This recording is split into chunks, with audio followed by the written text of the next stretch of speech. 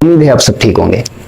पिछले वीडियो में हमने प्रीपोजिशन को कॉन्सेप्चुअली समझा था, उसके यूजेस भी समझे थे कि प्रीपोजिशन क्यों यूज होता है और किसके साथ साथ होता है। लेकिन इस वीडियो में मैं आपको जो डेली बेसिस पे प्रीपोजिशन होते हैं वो मैं आपको कॉन्सेप्चुअली समझाऊंगा। और इन प्रीपोजिशन को समझाने के लिए मैं 3 बुक्स आपको रिकमेंड करूंगा। तो सबसे पहले बुक है रैन एंड मार्टिन, ये आपने देखा होगा कभी। ये जो प्रीपोजिशन हम पढ़ेंगे इसकी एक्सरसाइजेस इसी में से होंगी और आप इसको हल करें। और मेजॉरिटी में स्टूडेंट्स इस किताब को पसंद नहीं करते, तो उनके लिए दूसरा भी टेस्ट है मेरे पास। दूसरा टेस्ट है उनके लिए Oxford practice grammar written by George Newly, और आपने देखा ही होगा इस बुक से भी मैंने प्रीपोजिशन उठाए हैं जो बोर्ड पे हैं और इसी बुक से मैंने समझाया। और इसका पेज नंबर है 224। उसके बाद आता है Oxford practice grammar with answers written by John Eastwood. ये one of the interesting book है, ये भी आपने कहीं कवर देखा होगा, ठीक है। और अब मैं ये प्रीपोजिशन क्यों पढ़ा रहा हूँ, क्योंकि बहुत से बच्चे हैं जो इन किताबों को नहीं जानते, समझ नहीं पाते, ये किताब ले नहीं पाते, या कोचिंग वगैरह नहीं पढ़ पाते, या कोचिंग में जाते हैं तो वहां पर वो जो कोर्स की एक आउटलाइन होती है, भाई पहले ये पढ़ेंगे वो पढ़ेंगे वो पढ़ेंगे, एक साल जाए, दूसरा साल जाए, तीसरा साल जाए, तो ऐसे बच्चों का टाइम वेस्ट होता ही होता है प्रीपोजिशन को सीखते हुए। लेकिन ये जो मैंने सीरीज स्टार्ट की है प्रीपोजिशन की, उम्मीद है मैं इनमें आपको कंप्लीटली प्रीपोजिशन एक्सप्लेन कर दूंगा और आगे भी एडवांस ग्रामर में आपको सिखाऊंगा। तो इसका जो पेज नंबर है वो है 284 और उम्मीद है आप डायग्राम देख रहे होंगे, ठीक है। और हर चीज डायग्रामेटिकली एक्सप्लेन है और मैं आपको इन्हीं किताबों से पढ़ाऊंगा। उम्मीद है आप डिस्प्ले में देख रहे होंगे। तो आगे वीडियो को कंटिन्यू करते हैं। सबसे पहले आपको 2 चीजें समझनी है। कोई भी प्रीपोजिशन होगा तो उसका एक एक्यूरेट यूज होता है। एक्यूरेट कैसे? अगर मैं कहूं ऑन, तो मैं अगर पूछूं ये ऑन कब यूज होता है तो कहेंगे आप सर किसी चीज के ऊपर सरफेस वगैरह मेंशन होती है, ठीक है। तो ये हुआ एक एक्यूरेट यूज। हर प्रीपोजिशन का एक एक्यूरेट यूज होता है कि ऑन इस सरफेस के लिए ही क्रिएट किया गया था, ठीक है। दूसरी चीज, अगर मैं कहूं ऑन तो डेज में भी यूज होता है, ऑन मंडे ट्यूसडे वेडनेसडे, ये हुआ। तो ये हुआ एक कॉमन या डिफरेंट यूज। तो इस वीडियो में हम जो एक्यूरेट यूज होगा हम वही पढ़ेंगे, लेकिन जो डिफरेंट यूजेस है वो आगे सीरीज में मैं आपको समझाऊंगा कि ऑन टाइम से कैसे यूज होता है, ऑन कैसे प्लेस से यूज होता है, या ऑन कैसे सिचुएशन, या डिफरेंट काइंड्स ऑफ यूजेस होते हैं प्रीपोजिशन के।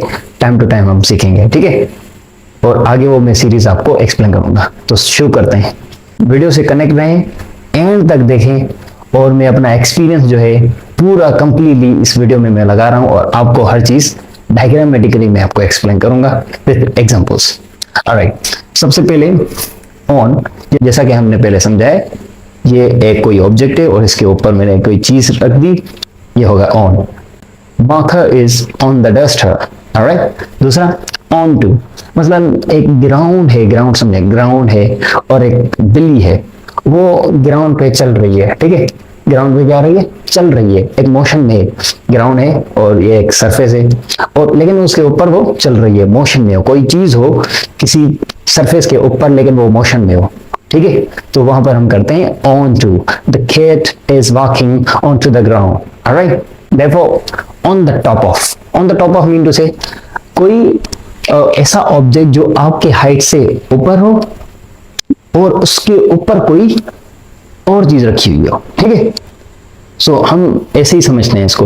मसलन में डस्टर है, इसको मैं रखता हूं, ठीक है। मैं इसको कहूंगा duster is on the top of the board, okay, जैसा कि क्लास में टीचर्स वगैरह रखते हैं। आप यहां पर ऑन द बोर्ड भी कह सकते हो, लेकिन जो करेक्ट यूज है वो है on the top of. Alright, और घर में आपको बहुत से एग्जांपल्स आपके रूम में ही होंगे, ठीक है। अब है इन वर्सेस इनटू। अब यहाँ पर इन क्या है? इन का जो एक्यूरेट यूज है वो क्या है? कोई रूम हो, ठीक है, कोई चीज बॉक्स टाइप हो और उसके अंदर आपने कोई चीज रख दी हो, तो ये हो गया इन, मतलब totally covered. I am in the room. Next example into. Into एक सिंपल एग्जांपल है, मसलन आप हॉल में बैठे हो और कोई देख रहे हो, मतलब सिस्टर या ब्रदर वगैरह वगैरह रिलेटिव, वो किसी के रूम में जा रहा है, आपकी अम्मी के रूम में, और कोई पूछ रहा है कि ये कहाँ गया, So you will answer, Alia is going into the room. It simply means एक रूम बॉक्स है और उसके अंदर कोई चीज मोशन में जा रही है, तो आप क्या करोगे, into। अब है एट।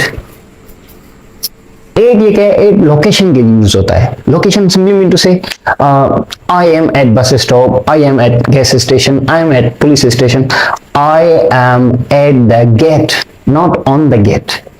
जैसा कि हम अपनी लैंग्वेज में इनको ट्रांसलेट करते हैं प्रीपोजिशन को, हम अपनी लैंग्वेज में प्रीपोजिशन को नहीं पढ़ सकते, गलती करोगे। मैं जितने भी बच्चों को पढ़ा के आया हूँ उनको कहता हूँ प्रीपोजिशन के जो एक्यूरेट यूज हैं वो आप इंग्लिश टू इंग्लिश पढ़ें, इंग्लिश टू सिंधी या English to your own Urdu Hindi language वगैरह ना पढ़ें। सो एट क्या है, एक लोकेशन। ऑलराइट, मसलन आई am at the board. Alright, मैं इसके मतलब करीबी हूँ। अब मैं ये नहीं कहूँगा I am on the board, मैं बोर्ड पर हूँ, मतलब मैं उसके करीब हूँ, ये नहीं हो सकता। और हम दोस्त के पास जाते हैं, उसके बाहर खड़े हो जाते हैं और उसको कॉल करते हैं, मैं दर पे हूँ। अब मैं दर पे हूँ मतलब नहीं भाई, तुम दर पर हो, दर के मतलब करीबी हो। Therefore, during, in, while and whilst, ये भाई समझने हैं, ठीक है। मसलन एक मंथ है जून, एक मंथ है जून, आप गांव गए हो और गांव में बहुत गर्मी है और आप वापस आ गए, मतलब कंप्लीटली जून नहीं रहा, तो आप कहोगे I went to the village in June, not during June, in June. Alright, in mean to say कुछ दिन रह के आप वापस आ गए। During mean to say completely month. During summer mean to say completely summer. Okay. Therefore, while and whilst ये जो दोनों हैं आप यूज करें एक्शन के लिए, ठीक है। For example, I am teaching while I am using my hands as a body language. It simply means एक प्रोसेस हो रहा हो उसके दौरान दूसरा प्रोसेस। कॉमन चीज एक एग्जांपल देता हूँ, my sister is cutting vegetable while listening the music. It simply means वो म्यूजिक भी सुन रही है और अपना काम भी कर रही है। Therefore, over versus above। अब यार मेरी ड्राइंग इतनी खास नहीं है, सॉरी मेरी ड्राइंग इतनी खास नहीं है, लेकिन मैंने एक्सप्लेन करना है ये चीजें। मसलन ये माउंटेन है, ठीक है, उसके ऊपर है बर्ड्स और बर्ड्स के ऊपर एरोप्लेन है, ठीक है। ये एरोप्लेन है, कुछ और मत समझना, एरोप्लेन ही है, मेरी ड्राइंग खराब है। तो ये माउंटेन है, उसके ऊपर क्या है, बर्ड्स हैं। सो ये जो हाई डिग्री होती है ना, हाई डिग्री, हायर डिग्री नहीं, हाई डिग्री के लिए हम यूज करते हैं ओवर को। Birds are flying over the mountains. और अब अबो क्या समझना है, और होता है हाई के लिए, अबो होता है हायर लेवल के लिए। मसलन ये बर्ड्स हैं, ठीक है, और उसके ऊपर ये जो है क्लाउड्स हैं, और क्लाउड्स के ऊपर ये जहाज बन रहा है, और हम यहाँ पर कहेंगे aeroplane is flying over the clouds, ठीक है। सो एरोप्लेन जो है वो क्लाउड्स के ऊपर है। वो कैसे, ये है हाई लेवल, ये है क्लाउड हाई लेवल और ये है हायर लेवल। सो हम जब भी ओवर का यूज करते हैं वो होता है हाई और अबो का हायर लेवल। मेनली ये डायग्राम्स वगैरह किसी टेस्ट में, आईएसबी में या इस चीजों में आता है और डेली यूजेस भी है, ठीक है। अब है बिफोर वर्सेस आफ्टर। अब आफ्टर आपको पता होगा किसी चीज के बाद, और बिफोर किसी चीज के पहले। Okay, through, across versus along.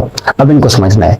Throw mean to से मसलन कोई ऐसी चीज हो बड़ी, ऑलराइट, कोई ऐसी चीज हो टनल की तरह और उसके अंदर से कोई चीज गुजर रही हो, जैसा कि टनल्स होते हैं और उसके अंदर गाड़ियां जाती हैं एक तरफ से और दूसरी तरफ से निकल आती हैं, तो ये थ्रो इन चीजों के लिए होता है। For example, I am driving car through the tunnel.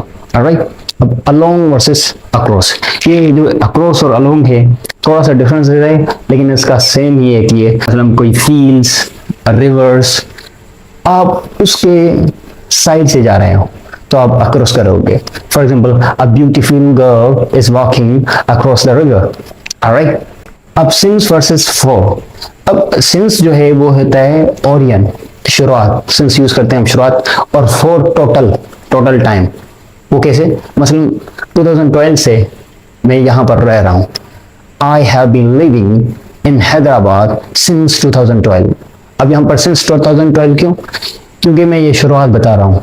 अब 2012 से लेके 2023 तक जो पीरियड ऑफ टाइम है, लेंथ ऑफ टाइम है, कंप्लीट टाइम है, अब इसको अगर मुझे बोलना है, फॉर एग्जाम्पल 5 ईयर हो रहे हैं, 9 ईयर हो रहे हैं, 12 ईयर, तो मैं इसको कहूंगा for I have been living in Hyderabad for 12 years. Alright, अब from to versus towards.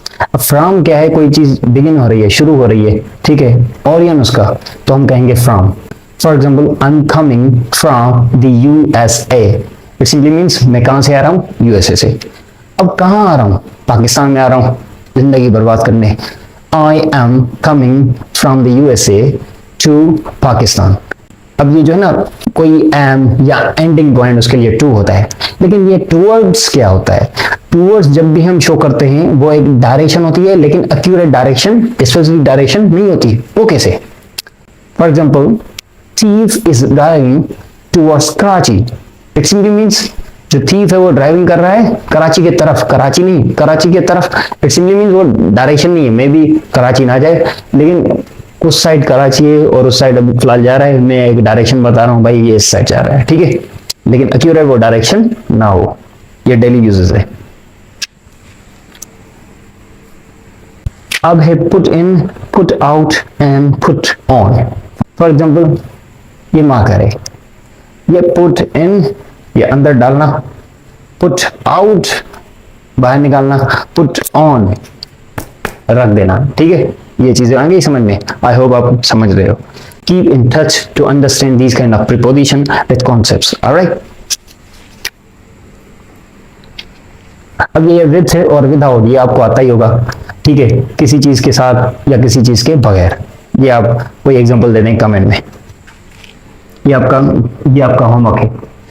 Therefore, in front of, behind, opposite, and besides, between and among, ये आपको मैं एक्सप्लेन करता हूँ।